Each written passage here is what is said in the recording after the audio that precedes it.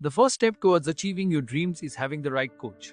Get the best education with forensic classes by Diksha and make your NET forensic exam dreams come true. Download the app now. Before starting today's class, a quick reminder that we have an application. Application की link आपको description में मिल जाएगी, वहां से आप इसे download कर सकते हैं. आप प्ले स्टोर से भी इसे डाउनलोड कर सकते हैं एंड ऐप स्टोर से भी इसे डाउनलोड कर सकते हैं.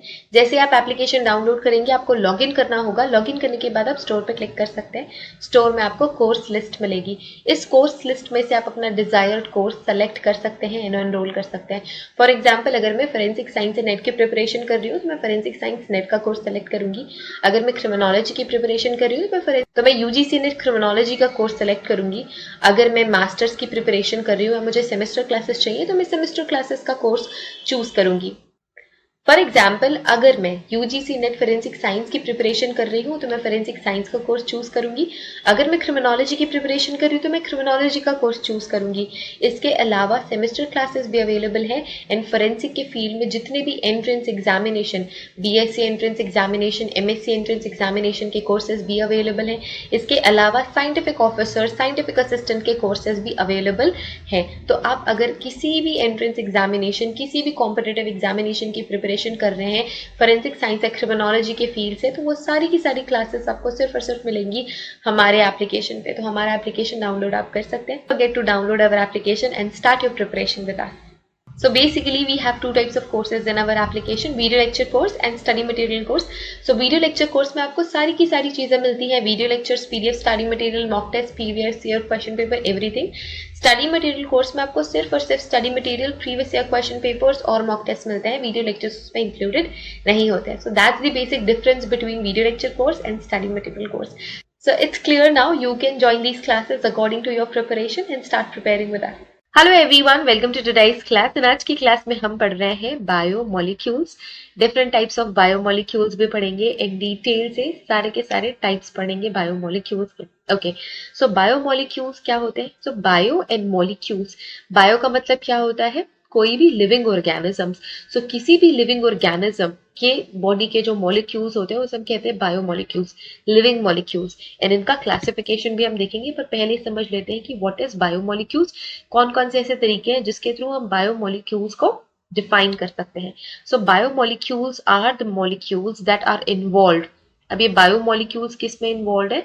दे are involve in maintenance and metabolic process of living organism.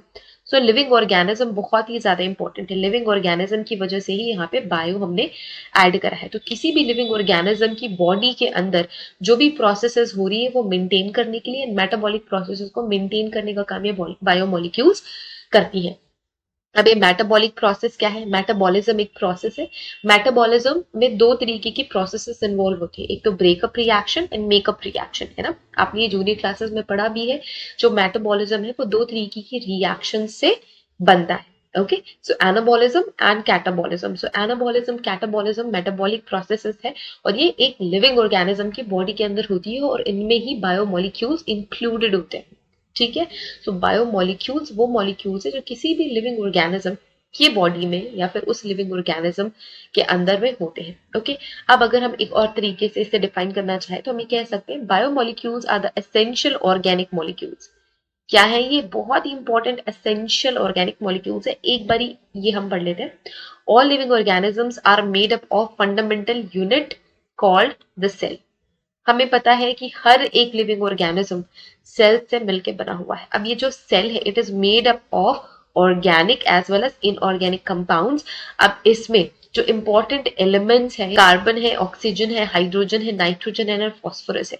ये सारी की सारे जो आपको carbon, oxygen, hydrogen, nitrogen, phosphorus है, ये सारे के सारे मिलके सेल बनाते हैं या सेल में कहीं ना कहीं इन्वॉल्व होते हैं. तो ये जो एलिमेंट्स है यही बाद में प्रोटीन्स, कार्बोहाइड्रेट्स, फैट्स, आप जिसे लिपिड्स भी कह सकते हो, और न्यूक्लिक एसिड में कन्वर्ट होते हैं या फिर बायोमोलिक्यूल्स बनाते हैं. क्लियर? सो हमारी जो सेल है उनमें कार्बन भी मिलेगा, ऑक्सीजन भी मिलेगा, हाइड्रोजन भी मिलेगा, नाइट्रोजन, फास्फोरस, ये सारी चीजें होती हैं.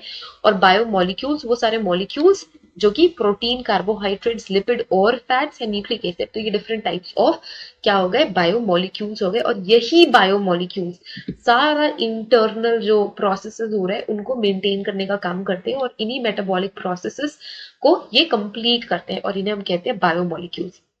बायोमोलिक्यूल्स बहुत ही ज्यादा एसेंशियल ऑर्गेनिक मॉलिक्यूल्स है। कैसे मॉलिक्यूल्स है? ऑर्गेनिक मॉलिक्यूल्स है। जो सेल है वो ऑर्गेनिक और इनऑर्गेनिक एलिमेंट से मिलके बनता है, लेकिन जो हमारे एलिमेंट्स है, जो बायोमोलिक्यूल्स है, ये ऑर्गेनिक मॉलिक्यूल्स है which are involved in the maintenance of metabolic process of living organism। अच्छा, ये रिपीट हो गया आई गेस, ठीक। These non-living molecules are the actual food soldiers of the battle of sustenance of life। So life sustain करने के लिए ये बहुत ही important molecules हैं। They range from small molecules such as primary and secondary metabolite and hormones to large molecules like protein, nucleic acid and carbohydrates and lipids। So ये जो biomolecules होते हैं वो range करते हैं primary, secondary metabolite से, hormones भी included है, and large molecules, nucleic acid, protein, carbohydrate, lipid, ये सारी चीजें आपके बायोमोलिक्यूल्स में इंक्लूडेड होती हैं। Now we have 4 types of biomolecules. कौन कौन से? कार्बोहाइड्रेट्स है, प्रोटीन्स है, लिपिड्स है जिन्हें हम फैट्स भी कहते हैं, एंड न्यूक्लिक एसिड। तो ये 4 इंपॉर्टेंट कैटेगरी है बायोमोलिक्यूल्स की। सो ये 4 इंपॉर्टेंट बायोमोलिक्यूल्स है। ओके, सो एक एक हम ब्रीफ में पहले पढ़ेंगे कि कार्बोहाइड्रेट्स क्या है, प्रोटीन्स क्या है, लिपिड्स क्या है, न्यूक्लिक एसिड क्या है। फिर आपको कार्बोहाइड्रेट्स, लिपिड्स, प्रोटीन का क्लासिफिकेशन देखना है, फंक्शन देखना है। इनके भी डिफरेंट टाइप्स है, राइट। जैसे हमने बायोमोलिक्यूल्स को 4 कैटेगरीज में डिवाइड करा है, वैसे ही कई सारे कार्बोहाइड्रेट्स होते हैं, तो उनका क्लासिफिकेशन भी आपको पढ़ना है, फंक्शन पढ़ना है, स्ट्रक्चर देखना है, ठीक है। जो कार्बोहाइड्रेट्स होते हैं, बेसिकली ये क्या है? शुगर्स। क्या होते हैं? ये शुगर्स होते हैं। तो मोनोसैकेराइड भी होते हैं, डाइसैकेराइड्स भी होते हैं, पॉलीसैकेराइड्स भी होते हैं। तो जो मोनोसैकेराइड्स क्या है? एज अ मोनोमर ये काम करते हैं। क्या करते हैं? एज अ मोनोमर काम करते हैं। सो सिंगल यूनिट जो होती है वो मोनोमर हम उसे कह सकते हैं, वो मोनोसैकेराइड है जिसमें एक मॉलिक्यूल शुगर होगी। जिसमें 2 मॉलिक्यूल होगी उसे हम कहते हैं डायोसैकेराइड, जिसमें 2 से ज्यादा होगी उसे हम कहते हैं पॉलीसैकेराइड। क्लियर? ये जो शुगर मॉलिक्यूल्स है इनकी लंबी चेन होती है और depending upon the number of molecules हम उन्हें मोनोसैकेराइड, डाइसैकेराइड या पॉलीसैकेराइड्स में क्लासिफाई करते हैं। So carbohydrates are nothing but sugar molecules. The majority of living cells are rich in carbohydrates and they are the final product of many metabolic processes.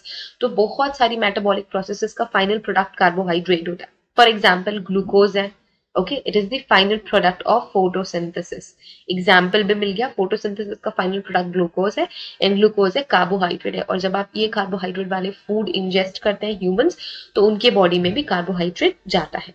Carbohydrates can be monosaccharides, disaccharides, polysaccharides etcetera based on the number of sugar molecules they are made up of. Clear? Then we have proteins. Proteins are polymers. Again polymers मतलब monomers से मिलके बनेगा। They are made up of monomeric units of 20 amino acids। So amino acids इनके basic units होते हैं। amino acids से ही मिलके proteins बनती है। amino acids are linked together in a specific sequence by peptide bonds। important कौन से bonds है? peptide bonds to form long polypeptide chain। एक लंबी पॉलीपेप्टाइड चेन के लिए बहुत सारे अमीनो एसिड्स ज्वाइंट होते हैं एक दूसरे से, और ये पॉलीपेप्टाइड बॉन्ड से और ये पेप्टाइड बॉन्ड से जुड़ते हैं। amino acids are substituted methane where the central C is linked in amino group, carboxylic group, hydrogen and different R groups। so ये functional groups है। R groups varies in different amino acids। so जो ये R group है, जो different functional group है, वो vary कर सकता है। कार्बोक्सिलिक एसिड होता है, हाइड्रोजन होता है, और एक R group होता है जो different amino acids create करता है। For example, glycine, it contains H as a side chain and alanine has CH3 as R group। Example है ये। Protein contains 20 amino acids in which 11 are non-essential and 9 are essentials। ठीक है, सो कितने non essential है? 11 जो amino acids है वो non essentials है, और जो 9 होंगे वो एसेंशियल्स होंगे। To supplemented in the diet, to be supplemented in diet. Clear?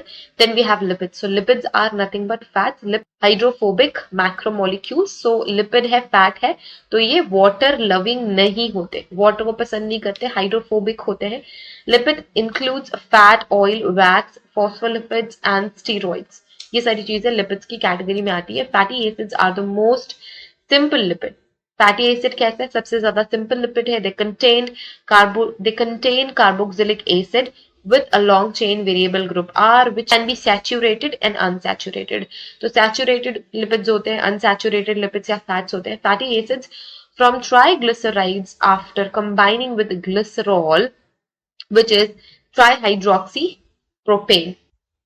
जो फैटी एसिड्स है वो ट्राइग्लिसराइड्स बन जाते हैं आफ्टर कंबाइनिंग टू ग्लिसरॉल, और इसका एग्जांपल क्या है? Trihydroxy propane. Phospholipids are the main constituent of the cell membrane. जो हमारी सेल मेम्ब्रेन है, सेल मेम्ब्रेन का स्ट्रक्चर भी हम डिटेल से पढ़ेंगे. सेल मेम्ब्रेन में लिपिड्स बहुत इंपॉर्टेंट रोल प्ले करते हैं, इसीलिए हमने फिर इसमें पढ़ा भी हुआ है कि इसमें हमने पढ़ा भी हुआ है कि कुछ एंड्स होते हैं वो हाइड्रोफोबिक होते हैं, कुछ हाइड्रोफिलिक होते हैं.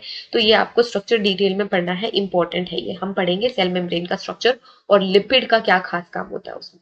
Phospholipids are made up of 2 hydrophobic fatty acid tails and a hydrophilic head consist a phosphate group. ठीक है, जो वाटर लविंग साइड होता है वो फॉस्फेट ग्रुप कंटेन करता है, और इसके अलावा जो बच गए वो हाइड्रोफोबिक होते हैं और वाटर हेटिंग साइड्स होते हैं. Then we have nucleic acid. तो न्यूक्लिक एसिड का एग्जांपल है DNA and RNA. Genetic material जो किसी भी लिविंग ऑर्गेनिज्म में प्रेजेंट होता है, चाहे वो वायरस ही क्यों ना हो, डीएनए एंड आरएनए कंटेन करता है, और इसे ही हम कहते हैं न्यूक्लिक एसिड. न्यूक्लिक एसिड्स कैसे होते हैं? पॉलीमर्स होते हैं, मतलब मोनोमर्स से मिलके बने होंगे. सो पॉलीमर्स न्यूक्लियोटाइड के मोनोमर्स से मिलकर बनते हैं. Each nucleotide contains nitrogenous base. Nucleotide nitrogenous base contain करता है, शुगर कंटेन करता है एंड फॉस्फेट कंटेन करता है. तो जब आप डीएनए का भी एक यूनिट देखते हो तो शुगर फॉस्फेट बैकबोन होती है, नाइट्रोजनस बेसिस होते हैं, एंड ये एक न्यूक्लियोटाइड कंटेन करता है. अभी जो नाइट्रोजनस बेसिस है ये दो तरीके के होते हैं, प्यूरिन्स एंड पायरिमिडीन्स. ये हमने डीएनए के स्ट्रक्चर में बहुत ही डिटेल से पढ़ा है, और ये बहुत ही इंपॉर्टेंट रोल प्ले करते हैं. डीएनए को जो हमारा स्ट्रक्चर मिलता है वो इन्हीं प्यूरिन्स पायरिमिडीन्स से मिलता है, और प्यूरिन्स पायरिमिडीन्स डीएनए आरएनए दोनों में ही होते हैं. डीएनए में एजीटीसी होता है, एंड जो आरएनए है उसमें ACGAU होता है. ठीक है, थाइमिन की जगह पे यूरैसिल होता है. तो डिफरेंस होता है, बट ये आते कैटेगरी में ही है, एडेनिन एंड थाइमिन. पर ये आते प्यूरिन्स एंड पायरिमिडीन्स में. ये प्यूरिन्स पायरिमिडीन्स से अटैच होते हैं. प्यूरिन्स कभी नहीं जुड़ेंगे, पायरिमिडीन्स कभी नहीं जुड़ेंगे. सो प्यूरिन्स एंड पायरिमिडीन्स में बॉन्ड्स बनते हैं. Okay, so that's about nucleic acid. So I hope this lecture is helpful everyone. So आज के लेक्चर में हम यहीं तक पढ़ रहे हैं, and if you want to